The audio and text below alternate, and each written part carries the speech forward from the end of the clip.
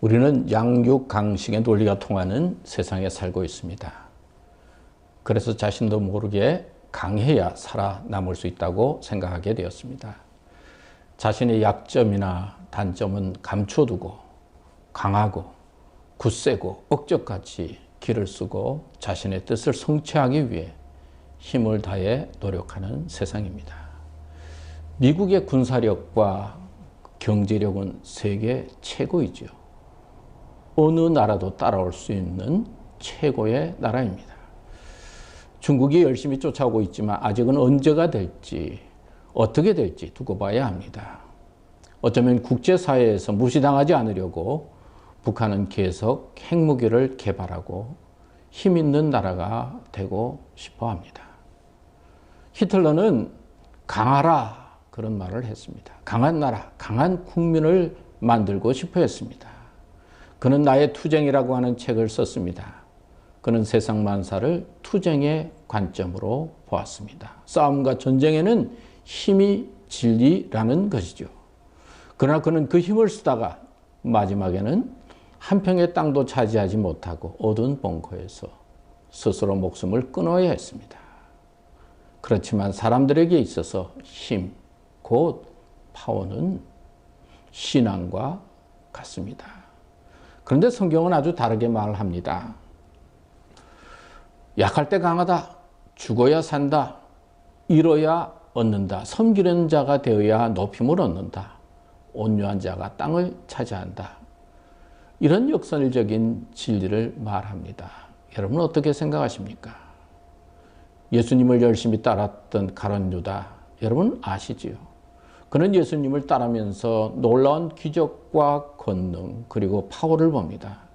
예수님의 강한 리더십과 그를 헌신적으로 따르는 백성들을 보면서 자신과 이스라엘을 구원할 메시아가 예수님임을 믿습니다. 누구보다도 똑똑했던 유다는 예수를 따라다니면 분명 빛볼 날이 올 것이라 믿었습니다.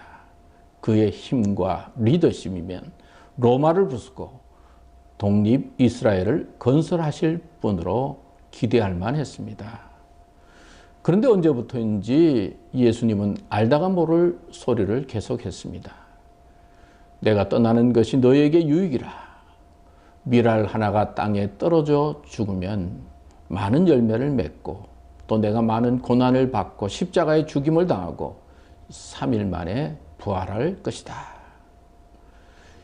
유다가 그 예수님의 역설적인 말씀을 어떻게 이해할 수 있었겠습니까? 그는 고민하고 갈등하게 됩니다. 결국 유다는 스승 예수님을 은 30냥에 팔았습니다.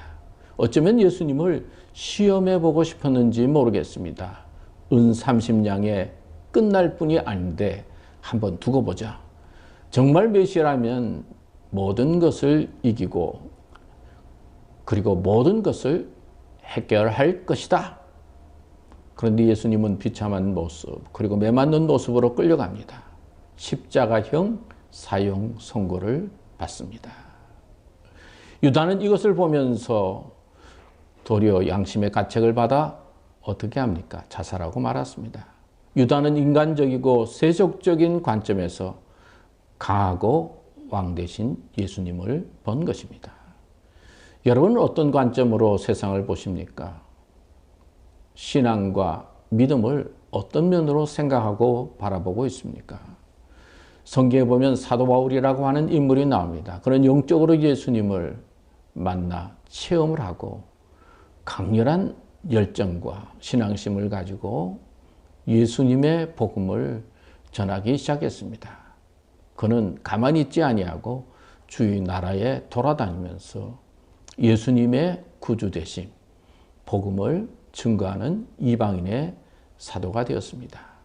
자, 예수님을 증거하고 예수님을 따르는 그 사도 바울에게 그에게 감당할 수 있는 힘과 건강이 주어져야 되지 않았겠습니까? 그런데 그 몸에 병이 있었습니다.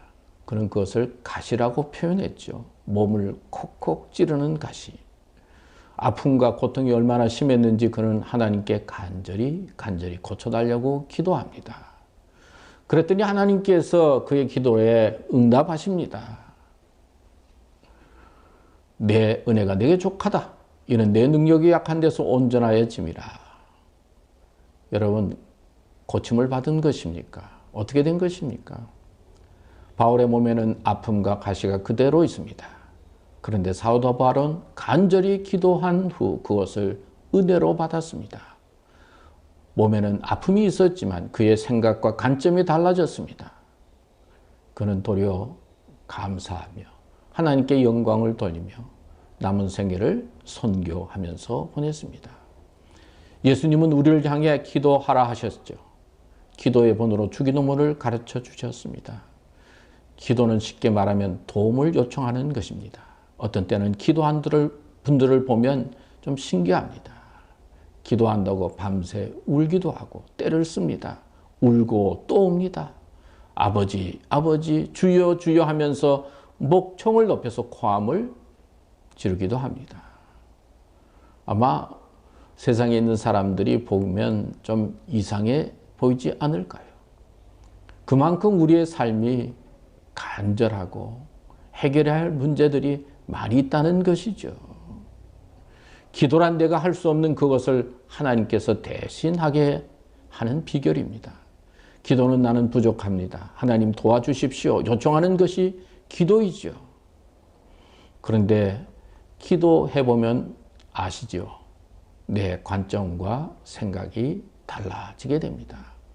내 뜻대로만 되어야 된다고 생각했는데 그게 아니라 내 뜻은 사라지고 하나님의 뜻을 생각하게 되고 도리어 내 인생을 하나님께 맡기게 됩니다.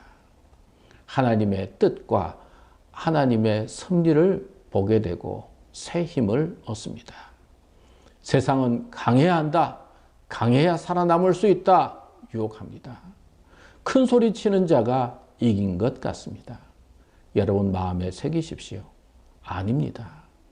철저히 자기를 부인하고 겸손하게 자기를 낮추고 하나님을 높이는 자가 진정한 승리자가 될 수 있습니다. 왜냐하면 하나님이 역사와 내 삶의 주관자이시기 때문입니다. 하나님 이름을 높이고 믿음으로 살아가는 삶이 되시기를 바랍니다.